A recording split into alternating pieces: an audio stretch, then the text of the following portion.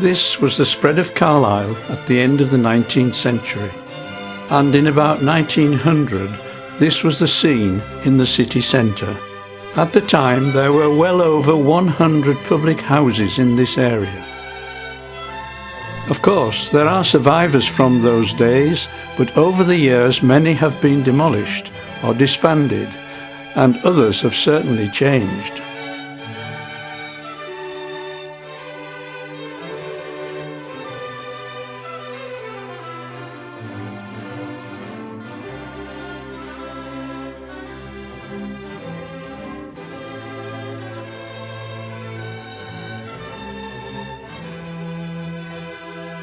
The premises were often very small, and some were merely front rooms in ordinary terraces.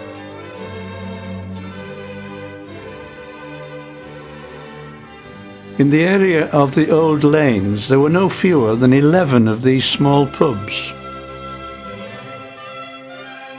Corporation Road, and at one time there were 3 pubs in a row. Water supplies were not exactly pure, and consequently beer, which was relatively cheap, was safer and of course much preferred.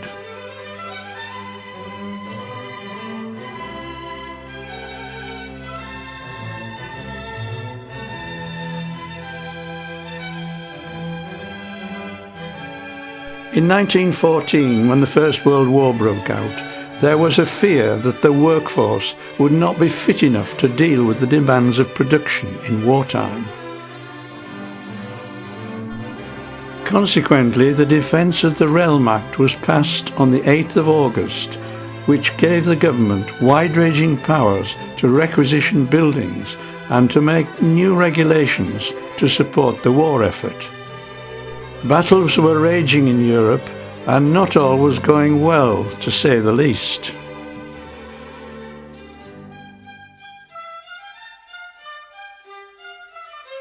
After the Battle of Ypres, in May 1915, the so-called shell crisis emerged. The British generals were asking for more support from the government, and in particular there was a call for more shells. Lloyd George was in charge of munitions, and his immediate response was to order the building of a huge munitions factory. The site chosen was the 9-mile stretch between Gretna and Eastriggs. It was chosen because of its isolation and remoteness from highly populated areas. Furthermore, the north-south train line was close by. The factory was to produce cordite, the substance used to propel the shells.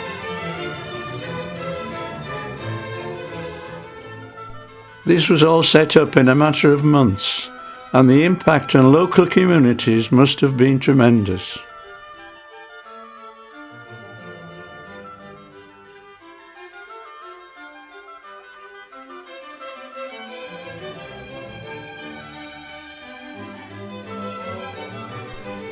It was a highly toxic and very dangerous mix. On a fact-finding mission for a newspaper, Sir Arthur Conan Doyle named the substance the Devil's Porridge.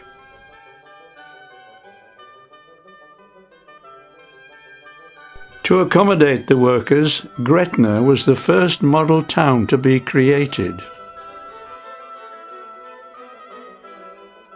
In order to build the factory and the required housing, several thousand Irish navvies were employed. Until the accommodation was put in place, the workers were scattered in surrounding villages and towns, including Carlisle.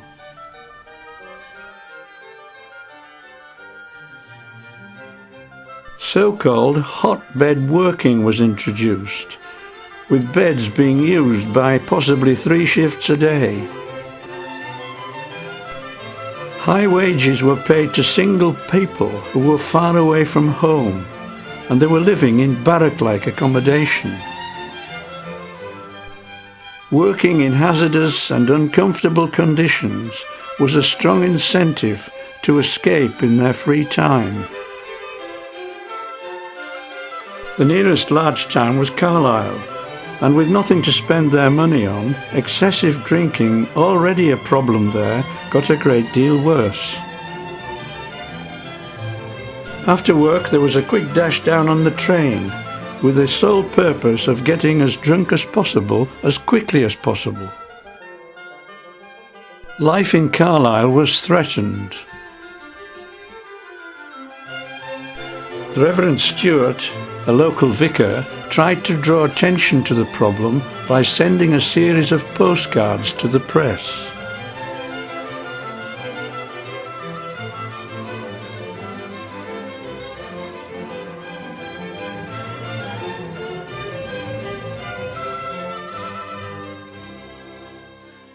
Lloyd George finally got the message and decided on an experiment whereby the production, distribution and sale of alcohol would be under the control of the state. This covered not just the public houses in Carlisle, but over the whole area from Gretna and south to Maryport.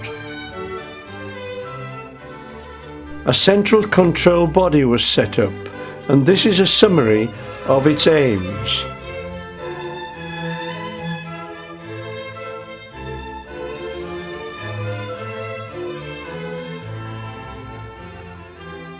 An architect called Harry Redfern was employed to check that the aims were successfully achieved. He helped to reorganise the physical nature of the pubs. The old post office on Lowther Street became the Gretna Tavern, and they were probably the first to set up a dining room.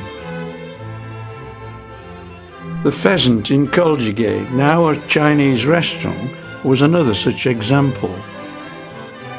A no treating policy was introduced, with this notice in every bar. This was because individuals had been ordering a good many drinks and then sitting in a corner and then downing them one by one and not treating their friends. In June 1916, there were 119 licensed premises and 4 breweries. By the end of 1916, dramatic changes had occurred in the public houses in Carlisle.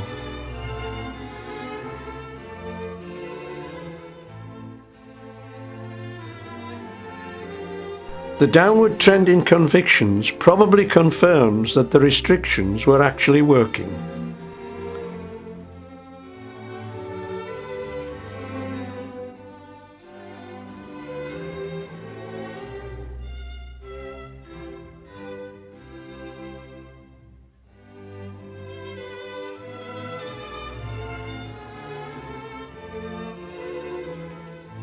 During the 20s and 30s, Harry Redfern continued to work for the state management scheme as its chief architect.